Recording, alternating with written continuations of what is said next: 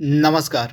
एक बार फिर से आप सभी का बहुत बहुत स्वागत है परीक्षा वर्ल्ड के इस यूट्यूब चैनल में। दोस्तों, लगातार प्रैक्टिस सेट की जो हम सीरीज चला रहे हैं एसएससी जीडी की परीक्षा के लिए जीके जीएस की, उसका जो सेट नंबर 17 है उसको यहाँ पे हम कंप्लीट करने वाले हैं। तो चलिए बिना किसी देरी के आज के प्रैक्टिस सेट को लगाना स्टार्ट करते हैं।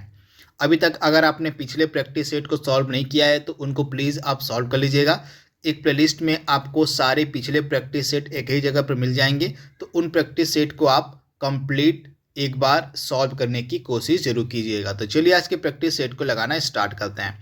पहला प्रश्न आपके स्क्रीन पर है, पूछा जा रहा है कि 1948 का जो ओलंपिक हुआ था जिसमें भारतीय हॉकी टीम ने स्वर्ण पदक जीता था, गोल्ड मेडल जीता था, तो उस समय 1948 के ओलंपिक में भारतीय हॉकी टीम के कप्तान कौन थे, आपसे पूछा जा रहा है। काफ़ी महत्वपूर्ण प्रश्न है, काफ़ी ज़्यादा इंपॉर्टेंट प्रश्न है। इसका जवाब देने की आप कोशिश करिए।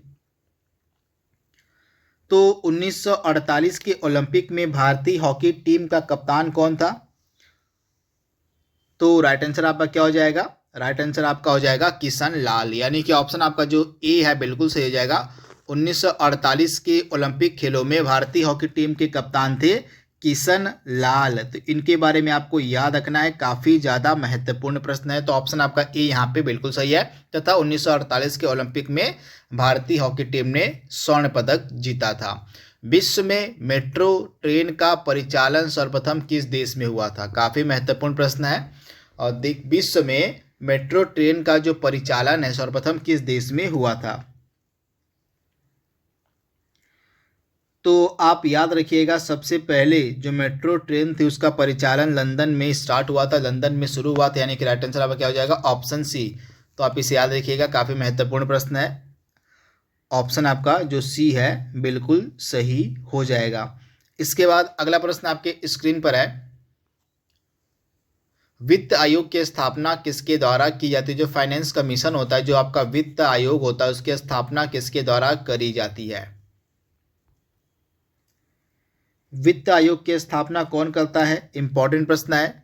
तो प्रेसिडेंट ऑफ इंडिया। आप याद देखिएगा, आर्टिकल 280 के तहत, अनुच्छेद 280 के तहत जो है 5 वर्षों, प्रत्येक 5 वर्ष के अंतराल पर जो है वित्त आयोग का गठन किया जाता है प्रेसिडेंट ऑफ इंडिया के द्वारा, भारत के राष्ट्रपति के द्वारा। तो आप इसे याद रखिएगा, राइट आंसर आपका क्या हो जाएगा? ऑप्शन आपका जो बी यहाँ पे दिया गया है, राष्ट्रपति, आपका बिल्कुल सही हो जाएगा। ये चीज़ आपको पता होनी चाहिए।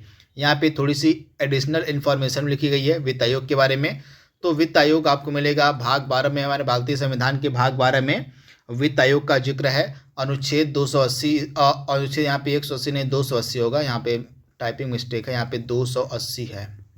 तो अनुच्छेद जो 280 है यह वित्त आयोग से रिलेटेड है। वित्त आयोग जो है एक संवैधानिक निकाय है। आप याद रखिएगा, वित्त आयोग क्या है? तो वित्त आयोग जो है एक संवैधानिक निकाय है। तो इसके बारे में आप याद रखिएगा, इसका जो गठन है राष्ट्रपति के द्वारा सामान्यतः प्रत्येक 5 वर्षों पर केंद्र और राज्यों के मध्य करों के वितरण के लिए किया जाता है। वर्तमान में हाल ही में 15वें वित्त आयोग के अध्यक्ष एनके सिंह जो थे, आप याद रखिएगा, भी आपसे पूछा जा सकता है। तो हाल ही में 15वें वित्त आयोग के जो अध्यक्ष थे एनके सिंह, इनके नेतृत्व में वर्ष 2021-22 से लेकर वर्ष 2025-26 की अवधि के लिए जो है रिपोर्ट राष्ट्रपति को सौंप दी गई है। तो इसके बारे में आप याद देखिए, यानी कि 15वें वित्त आयोग ने जो अपनी रिपोर्ट है किस वर्ष के लिए? तो वित्तीय वर्ष 2021-22 से लेके 2025-26 के लिए अपनी जो रिपोर्ट है वो राष्ट्रपति को सौंप दी है। तो ये चीज़ भी आपको याद रखनी है कि 15वें वित्त आयोग के अध्यक्ष कौन थे?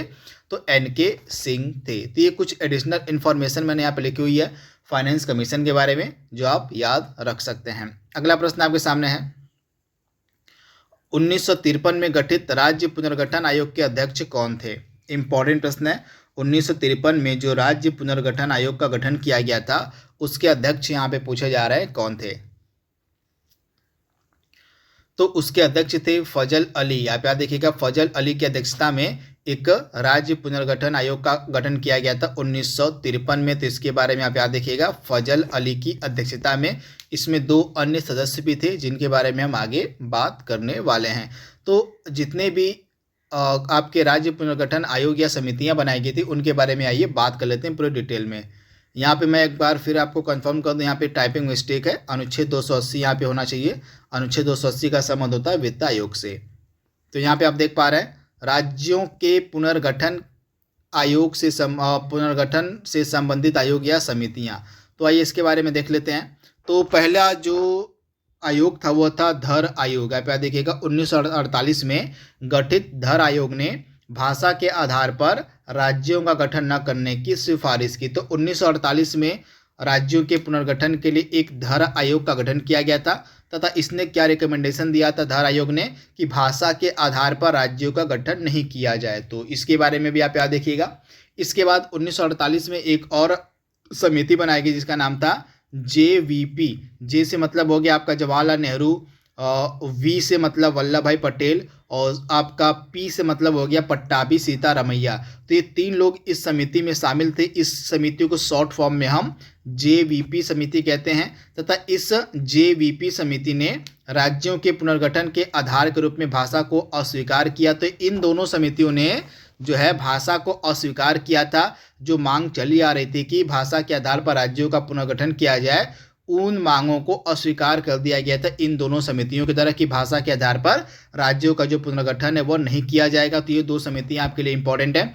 फिर इसके बाद कुछ आंदोलन होता है।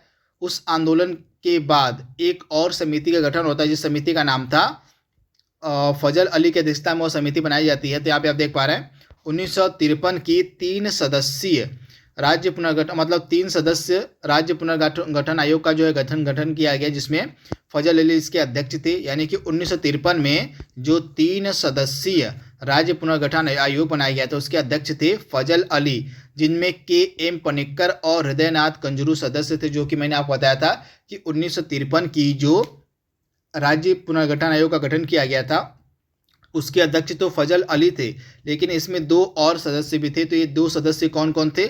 एक थे आपके KM पनिक्कर और दूसरे थे आपके हृदयनाथ कुंजरू। तो इनके बारे में आप याद देखिएगा। तथा इस 1953 के राज्य पुनर्गठन आयोग ने क्या रिकमेंडेशन दिया था, क्या सुझाव दिया था? तो इनकी अनुशंसा के आधार पर जो है 1 नवंबर 1956 को 14 राज्यों और 6 केंद्र शासित प्रदेशों का जो गठन है यह किया गया। किस आधार पर? तो भाषा के आधार पर। आप याद देखिएगा भाषा के आधार पर जो है इनके रिकमेंडेशन पर ही 1 नवंबर 1956 को 14 राज्यों और 6 केंद्र शासित प्रदेशों का गठन किया गया। तो इसके बारे में आपको याद रखना है। अच्छा, एक प्रश्न आपसे एग्जाम में और पूछा जा सकता है कि भाषा के आधार पर किस राज्य का पहली बार गठन किया गया था? तो भाषा के आधार पर गठित होने वाला पहला राज्य था आंध्र प्रदेश। तो आंध्र प्रदेश का जो निर्माण था यह भाषा के आधार पर किया गया। यहाँ पे तेलुगु भाषी क्षेत्र जो था यहाँ का, जहाँ पे तेलुगु ज़्यादा बोली जाती थी, उस एरिया को जो है आंध्र प्रदेश के रूप में गठित किया गया 1953 में। तो इसके बारे में आपसे पूछा जा सकता है कि भाषा के आधार पर गठित पहला राज्य कौन था? तो आंध्र प्रदेश जो है भाषा के आधार पर गठित पहला राज्य था। तो इसके बारे में आप याद देखिएगा 1953 में जो है भाषा के आधार पर आंध्र प्रदेश का गठन किया गया था। तो ये चीज़ आपको पता होनी चाहिए। प्रश्न अगला आपके सामने है, नामदफा वन्यजीव अभ्यारण्य कहाँ पर स्थित है? नामदफा वन्यजीव अभ्यारण्य आपसे पूछा जा रहा है कि कहाँ पर स्थित है। तो नामदफा वन्यजीव अभ्यारण्य आपको मिलेगा अरुणाचल प्रदेश में, यानी कि ऑप्शन आपका डी यहाँ पे बिल्कुल सही हो जाएगा। अरुणाचल प्रदेश में आपको मिलेगा नामदफा वन्यजीव अभ्यारण्य। किसको जो है श्वेत विद्रोह कहा जाता है? श्वेत विद्रोह किसको कहा जाता है? तो आप याद देखिएगा श्वेत विद्रोह जो है हम एल्बर्ट बिल को कहते हैं। किसको? तो एल्बर्ट बिल जो था, जो लॉर्ड रिपन के समय में लाया गया था। एल्बर्ट बिल किसके समय में लाया गया था? तो रिपन जो है उस समय वायसराय हुआ करता था। तो रिपन के कार्यकाल में जो है यह 1883 में लगभग आया था एल्बर्ट बिल। कब आया था? तो आपका जो एल्बर्ट बिल था यह 1883 में लाया गया था तथा इसी एल्बर्ट बिल को ही अंग्रेजों ने इसका विरोध किया था तथा अंग्रेजों ने इसको जो है श्वेत विद्रोह भी कहा था। तो इसके बारे में आपको याद रखना है, इम्पॉर्टेंट है। तो अंग्रेजों के द्वारा ही एल्बर्ट बिल को जो है श्वेत विद्रोह कहा गया था तथा यह जो एल्बर्ट विधेयक था, एल्बर्ट बिल था, यह रिपन के कार्यकाल में लाया गया था। तो ये चीज़ आपको याद रखनी है। एल्बर्ट बिल को ही हम श्वेत विद्रोह के नाम से जानते हैं। तो ये चीज़ आप याद रखिएगा। अगला प्रश्न आपके सामने है, किसी देश की प्रथम महिला प्रधानमंत्री कौन थी? किसी देश की प्रथम महिला प्रधानमंत्री कौन थी? तो आप याद रखिएगा ये श्रीलंका की रहने वाली थी तथा ये जो है किसी भी देश की प्रधानमंत्री बनने वाली पहली महिला थी। तो ये श्रीलंका की प्रधानमंत्री बनती है, इनका नाम था एस भंडार नाइके। आप याद देखिएगा एस भंडार नाइके आपका राइट आंसर हो जाएगा। गीत गोविंद पुस्तक के लेखक यहाँ पे पूछे जा रहे हैं कौन थे। तो यह जो फेमस बुक है लिखी गई थी किसके द्वारा, तो जयदेव के द्वारा। तो ऑप्शन आपका डी यहाँ पे बिल्कुल सही है, जयदेव के द्वारा जो है यह फेमस यह प्रसिद्ध पुस्तक लिखी गई थी। अगला प्रश्न आपकी स्क्रीन पर है, भारतीय राष्ट्रीय कांग्रेस के दूसरे अधिवेशन की अध्यक्षता किसके द्वारा करी गई थी। इंपॉर्टेंट प्रश्न है, भारतीय राष्ट्रीय कांग्रेस के दूसरे अधिवेशन की अध्यक्षता किसने करी थी। तो कांग्रेस का सेकेंड सेशन आपका होता है 1886 ईस्वी में। कहाँ पर, तो कोलकाता में। कहाँ पर, तो कलकत्ता में जो है कांग्रेस का दूसरा अधिवेशन होता है। तो इसी कलकत्ता अधिवेशन की जो अध्यक्षता है करी जाती है दादा भाई नौरोजी के द्वारा। तो ऑप्शन आपका जो यहाँ पे ए है बिल्कुल सही हो जाएगा। Grand old man of India के नाम से हम जानते हैं दादा भाई नौरोजी को। इन्हीं के द्वारा कांग्रेस के दूसरे अधिवेशन की जो अध्यक्षता है वह करी जाती है 1886 में। भारत सेवक समाज की स्थापना किसके द्वारा की जाती है, भारत सेवक समाज। तो आप याद रखिएगा भारत सेवक समाज की स्थापना की थी गोपाल कृष्ण गोखले ने, यानी कि ऑप्शन आपका जो यहाँ पे बी है बिल्कुल सही हो जाएगा। गोपाल कृष्ण गोखले ने भारत सेवक समाज की स्थापना करी थी। तो ऑप्शन आपका जो बी है बिल्कुल सही हो जाएगा। तथा गोपाल कृष्ण गोखले के द्वारा कांग्रेस का जो 1905 का अधिवेशन हुआ था, जो कांग्रेस का 1905 का बनारस का अधिवेशन हुआ था, 1905 में कांग्रेस का जो अधिवेशन था वो बनारस में होता है। तो इसी बनारस अधिवेशन की जो अध्यक्षता है गोपाल कृष्ण गोखले ने ही करी थी। तो ये चीज़ आप याद रखिएगा। इस समय भारत में जो है क्या चल रहा था, तो इस समय भारत में स्वदेशी एवं बहिष्कार आंदोलन चल रहा था। तो इसके बारे में आप याद रखिएगा। तथा इसी स्वदेशी और बहिष्कार आंदोलन का जो समर्थन है बनारस अधिवेशन में किया गया था। अगला प्रश्न आपके सामने है, भारतीय संविधान की प्रस्तावना में समाजवादी शब्द किस संशोधन के तहत जोड़ा गया था। काफ़ी बार इसके बारे में मैंने आपको पढ़ाया हुआ है। तो समाजवादी शब्द के अलावा दो अन्य शब्द भी जोड़े गए थे, जो आप कमेंट बॉक्स में बताइएगा कि समाजवादी के अलावा दो अन्य कौन कौन से शब्द जोड़े गए थे हमारी प्रस्तावना में। तो यह आपका संविधान संशोधन था 42वां 1976 का यह अधिनियम था। तो इसके बारे में आप याद देखिएगा। 42वां संविधान संशोधन अधिनियम 1976 के तहत ही समाजवादी शब्द जो है हमारे प्रियम्बल हमारी प्रस्तावना में ऐड किया गया था। इसके अलावा दो अन्य शब्द भी ऐड किए गए थे, उनका जवाब आपको कमेंट बॉक्स में देना है। एक नया राज्य बनाने में संवैधानिक संशोधन के लिए कैसा बहुमत चाहिए। साधारण बहुमत के तहत एक नया राज्य बनाया जा सकता है, या 3/3 बहुमत के तहत, या 2/3 बहुमत के तहत, या 2/3 और आधे राज्य का अनुसमर्थन के तहत जो है आपको बताना है इसका राइट आंसर। तो एक नया राज्य बनाने में जो है साधारण, आप याद देखिएगा, एक नया राज्य बनाने में साधारण बहुमत की आवश्यकता होती है। तो ऑप्शन जो आपका यहाँ पे ए है बिल्कुल सही हो जाएगा, साधारण बहुमत। अगला प्रश्न आपके सामने है, भारत के राष्ट्रपति अपनी शक्तियों का प्रयोग किस तरह करते हैं। भारत के राष्ट्रपति यानी कि प्रेसिडेंट ऑफ इंडिया जो हैं अपनी शक्तियों का जो प्रयोग है किस आधार पर करते हैं, कैसे करते हैं। तो सीधे अथवा अपने अधीनस्थ अधिकारियों की मदद से। आप याद देखिएगा, सीधे अथवा अपने अधीनस्थ अधिकारियों के द्वारा जो है प्रेसिडेंट ऑफ इंडिया अपने शक्तियों का उपयोग करते हैं। तो ऑप्शन आपका यहाँ पे ए जो है बिल्कुल सही हो जाएगा। भारत सरकार का कौन सा अधिकारी जो है सदस्य न होते हुए भी किसी संसद की कार्यवाही में भाग लेने का अधिकार रखता है। यानी कि आपको बताना है कि भारत सरकार का वह कौन अधिकारी होता है जो संसद का सदस्य नहीं होता है फिर भी वह संसद की कार्यवाहियों में भाग लेता है। तो आप याद रखिएगा, attorney general of India, Bharat का महान्यायवादी, आर्टिकल 76 के तहत जो है इनकी नियुक्ति की जाती है। और ये संसद के सदस्य नहीं होते हैं परंतु फिर भी ये संसद की कार्यवाहियों में भाग ले सकते हैं। दिन के बारे में आप याद रखिएगा। वर्तमान में हमारे अटॉर्नी जनरल ऑफ इंडिया कौन है, कमेंट बॉक्स में इसका जवाब आपको देना है। अगला प्रश्न आपके सामने है, विश्व का सबसे ऊंचा झरना कौन सा है। विश्व का सबसे ऊंचा झरना कौन सा है। काफी महत्वपूर्ण प्रश्न है। राइट आंसर आपका क्या होने वाला है तो आपका हो जाएगा, मतलब कहाँ पर स्थित है, तो यह आपका झरना स्थित है आपका वेनेजुएला में। विश्व का जो सबसे ऊंचा झरना है आपको मिलेगा वेनेजुएला में, और इसका नाम क्या है तो एंजल फॉल्स। आप याद रखिएगा, विश्व का जो सबसे ऊंचा झरना वो है एंजल्स झरना, इस प्रकार से इसको लिखते हैं हम। तो एंजल्स फॉल्स, या इसको आप हिंदी में एंजल्स झरना भी कह सकते हैं, यह वेनेजुएला में स्थित है और यह विश्व का सबसे ऊंचा झरना भी है। भारत का हिमाद्री स्टेशन कहाँ पर स्थित है? भारत का जो हिमाद्री स्टेशन है, आपको बताना है इसकी लोकेशन की हिमाद्री स्टेशन कहाँ पर स्थित है। तो आप याद रखिएगा आर्कटिक में, आर्कटिक में आपको मिलेगा भारत का हिमाद्री स्टेशन, यानी कि ऑप्शन आपका जो सी यहाँ पे बिल्कुल सही है, हो जाएगा आर्कटिक में। अगला प्रश्न आपके सामने है, हुंडरू जलप्रपात किस नदी पर स्थित है? हुंडरू जलप्रपात जो है किस नदी पर स्थित है? तो राइट आंसर आपका क्या हो जाएगा? सुवर्ण रेखा नदी पर आपको मिलेगा हुंडरू जलप्रपात, यानी कि ऑप्शन आपका सी यहाँ पे बिल्कुल सही है। इंडिया के जितने भी इंपॉर्टेंट जलप्रपात हैं सारे यहाँ पे लिखे गए हैं। वीडियो को एक बार आप रोक लीजिएगा, रोकने के बाद इन सारे जलप्रपातों को एक बार पढ़ लीजिएगा। प्रमुख जलप्रपात इधर हैं, किस नदी पर स्थित हैं और किस राज्य में स्थित हैं, सारी चीज़ें आपके सामने मेंशन है। प्रश्न हमारा था हुंडरू जलप्रपात का, तो हुंडरू जलप्रपात आपका हो जाएगा स्वर्ण रेखा नदी और आपका राज्य हो जाएगा झारखंड। तो इन सारे जलप्रपातों को एक बार आप ध्यान से पढ़ लीजिएगा। प्रश्न में आगे बढ़ते हैं हम।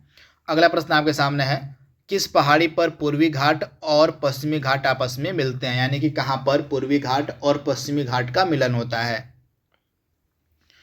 तो पूर्वी घाट व पश्चिमी घाट कहाँ पर मिलते हैं? तो राइट आंसर आपका क्या होने वाला है? नीलगिरी पहाड़ी। नीलगिरी पहाड़ी जो है यह पूर्वी घाट और पश्चिमी घाट का मिलन स्थल कहा जाता है, तो इसके बारे में आपको याद रखना। ऑप्शन आपका बी यहाँ पे बिल्कुल सही हो जाएगा, नीलगिरी पहाड़ी।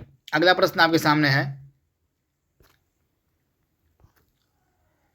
और क्षेत्रफल के क्रम में भारत के 3 बड़े राज्यों को आपको बताना है कि कौन इसमें से क्षेत्रफल के क्रम में भारत के 3 बड़े राज्य हैं। तो क्षेत्रफल के क्रम में भारत के 3 बड़े राज्य हो जाएंगे। राजस्थान पहले नंबर पर हो जाएगा, क्षेत्रफल के अनुसार राजस्थान पहले नंबर पर आता है। उसके बाद सेकंड पे आपका महाराष्ट्र आता है, और थर्ड पे आपका आता है सेकंड पे आपका मध्य प्रदेश यानी कि एमपी हो जाएगा, एमपी, और थर्ड पे आपका आता है एमएच यानी कि महाराष्ट्र। तो क्षेत्रफल के अनुसार सबसे बड़ा राज्य राजस्थान है, सेकंड नंबर पे एमपी यानी कि मध्य प्रदेश है, और थर्ड नंबर पे आपका महाराष्ट्र है। तो ऑप्शन आपका जो यहाँ पे ए वाला दिया गया है बिल्कुल सही हो जाएगा। हिंदू वृद्धि दर का संबंध किससे है? हिंदू वृद्धि दर का संबंध किससे है? तो हिंदू वृद्धि दर आपकी संबंधित है जीडीपी से, यानी कि ऑप्शन आपका सी यहाँ पे बिल्कुल सही हो जाएगा। हिंदू वृद्धि दर आपकी जीडीपी से संबंधित है, रिलेटेड है, तो ऑप्शन आपका सी यहाँ पे बिल्कुल सही हो जाएगा। अगला प्रश्न आपके सामने है, भारत में सेवा कर यानी कि सर्विस टैक्स जो है किस वर्ष में प्रारंभ किया गया था? भारत में सेवा कर यानी कि सर्विस टैक्स किस वर्ष में प्रारंभ किया गया था? तो राइट आंसर आपका क्या होने वाला? 1994-95 के दौरान, यानी कि ऑप्शन आपका ए यहाँ पे बिल्कुल सही हो जाएगा।